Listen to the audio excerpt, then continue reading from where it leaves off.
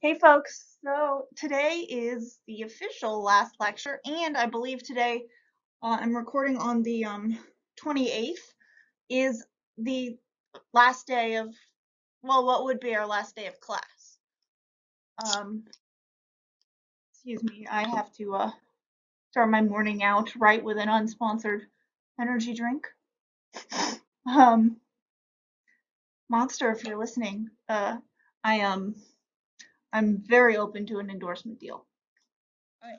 So I'm just going to tap on factor analysis a smidge just so that I cover it.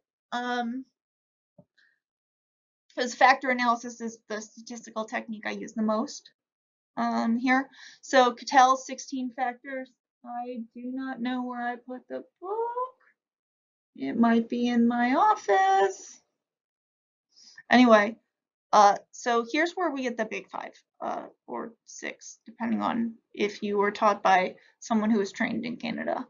So Cattell's 16 personality factor score began with almost all adjectives. The idea was, it's called the lexical hypothesis, that people describe personality, or adjectives describe how all people differ.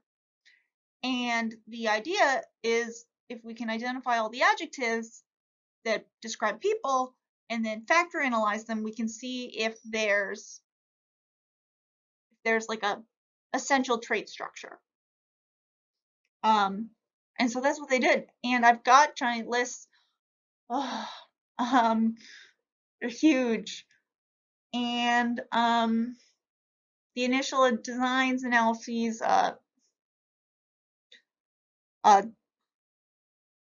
narrowed down the essentially 5,000 traits. I have a full list.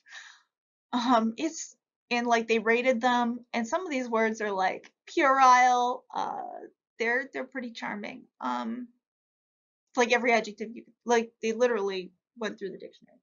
And if we were in my office, I would pull up my 1963 unabridged dictionary. It's huge. But I do have, excuse me, I'm gonna just to give you some sense. So I have been using my like fancy Grey's Anatomy. I bought this on sale ages ago. Um, so two of these, and twice, so like twice as thick and twice as wide is how big that dictionary is. You can see why I did not take it with me. It was very heavy. Anyway, so they reduced these down. Cattell did that, and so he narrowed it down to 171 items because just it's unmanageable otherwise. It just is. And the statistical like the factor analytic techniques in order to get it down were just, you just couldn't do it. In his time, so we're talking like 50s time, a dissertation would be like a year-long project with one factor analysis. Well, my dissertation, I ran, let's see, 1.1 million factor analyses, 1.1 million models, and they were all factor analysis. I automated this, obviously. It was a simulation,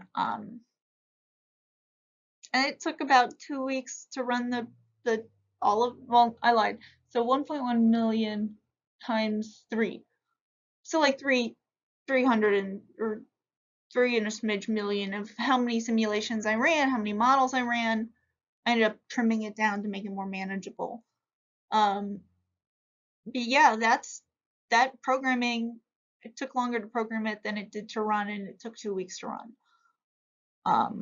on my gaming desktop. So technology has come a long way. But the idea was we could, when you did factor analysis on these 171 items, you would come back with 36 like surface traits. And when you looked at those traits a little more deeply, you found there were 16, hence Cattell's 16 personality effect. Now, if you rerun these now, and Lou Goldberg, who's fabulous, not in the same way I'm fabulous.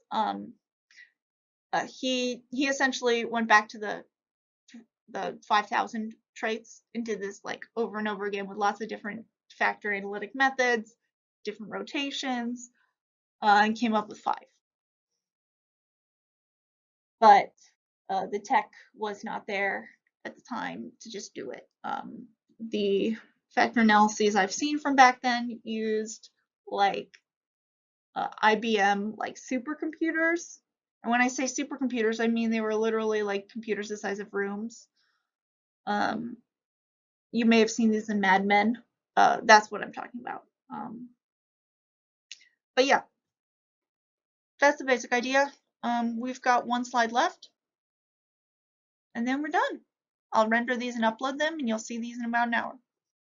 So yeah, so there's some problems with this factor analytic strategy. I've raised these before. So my biggest challenge is naming them, and so I'm lazy and just find out which item loads highest on that factor, and that's the name. But that's not always very helpful, but it's at least systematic. Now, the main goal of factor analysis is to identify common variants to see what is common as opposed to like what unique aspects can be utilized there. So for extraction and rotation. So the goal of factor analysis is like, what do we stuff have in common versus the kind of known groups approach that the MMPI did, where it was looking at what are the unique items. And they can give you both very useful end results, but the goals are different. Okay, so that's all I got for this class. I could ramble more. I've got office hours. You can always just pop in, schedule an appointment through Google Calendar. If you've got questions, I'm happy to talk about false positives, false negatives in this COVID context. But it's been fun. It's been weird, but thanks for hanging in there. I really appreciate it. Yeah, so I'm gonna sign off. Yeah, thanks.